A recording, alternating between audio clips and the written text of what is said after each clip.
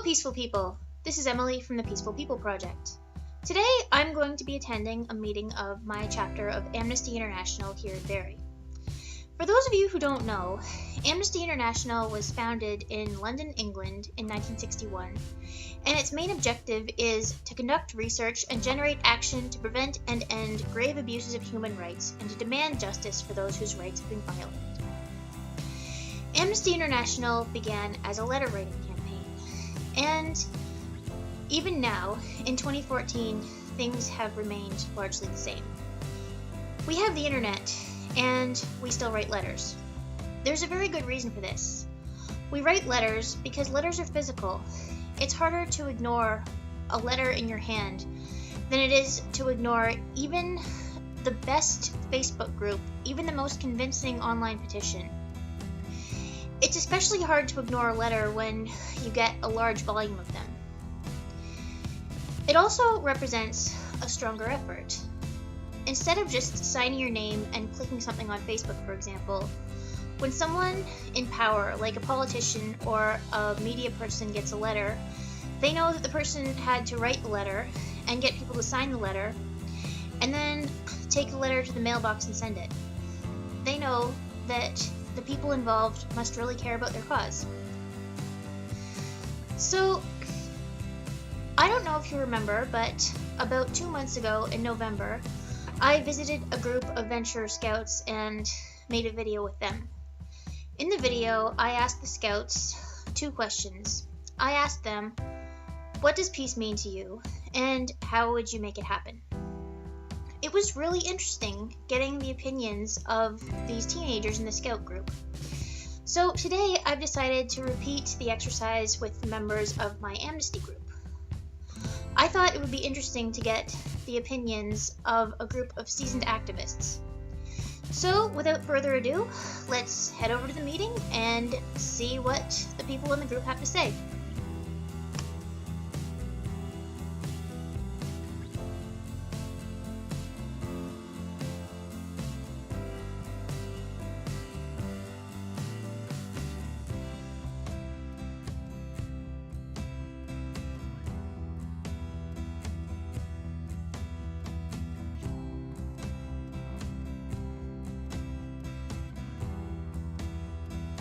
Hi, my name is Elaine, and what does peace mean for me? Peace is a complex issue, and it has to do with people being able to come together to discuss. That doesn't always mean no conflict, because whenever a group of people meet, there's never a complete consensus, but it's about working towards consensus. How can we make that come about? Giving people venues to get together to talk. Thank you.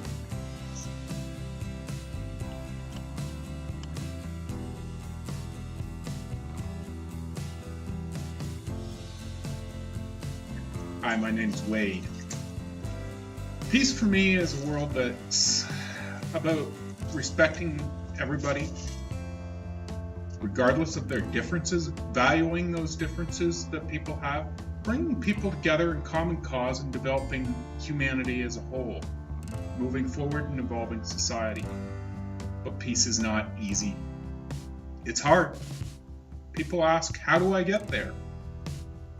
Well, for me, peace is about taking risk and speaking up and not standing idly by when I see something that is wrong, or watching people. So speaking up when I see people walking on other people's rights. I have to speak up. I have to challenge that behavior. And for others, it's about having a forum where they feel safe to speak. So we have to work hard on developing forums where people are free to speak their minds, safe from recrimination, safe from repression and no oppression. Thank you.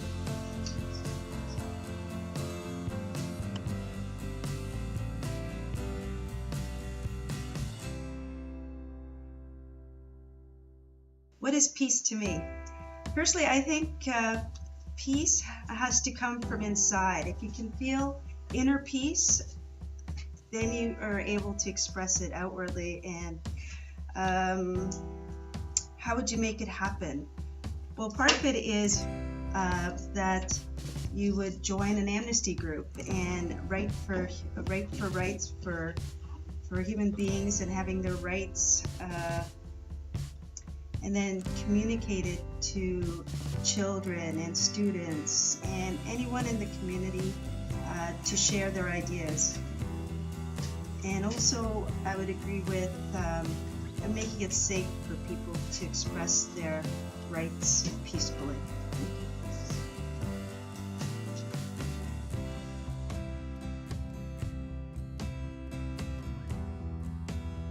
Hi, my name's Marilyn. I'm with the Barrie Amnesty International group, and I'm responding to Emily's second question, is how do we get to a peaceful place in community? Well, first of all, I think it involves community and integration of many people together, and I'd like to echo what the previous folks from our group said, and that it's a process by which or in which all individuals have the opportunity to express their concerns and their views on achieving peace on whatever issues are happening, so that it's not a top-down process, but rather a democratic,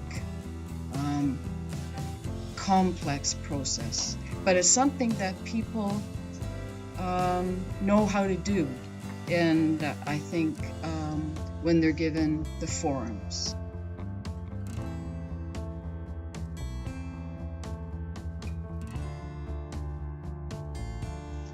Hi, you guys already know me. I'm Emily from the Peaceful People Project, and you see me and you hear from me every week, so you're probably getting a little sick of me right now. However, I thought it was important to speak up in this video.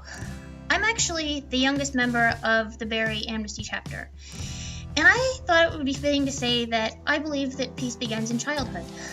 I was raised in a house where my brother and I were not allowed to play with toy guns. We were discouraged from watching violent television. We had the rules of the house explained to us, not just don't do this or don't do that, but why we shouldn't do it. For example, it wasn't just, don't pull your sister's hair, but don't pull your sister's hair because it hurts.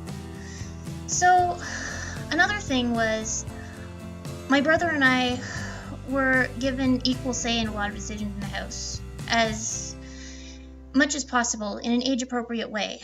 Just for some context, my brother knew the words compromise and negotiate when he was 2 years old.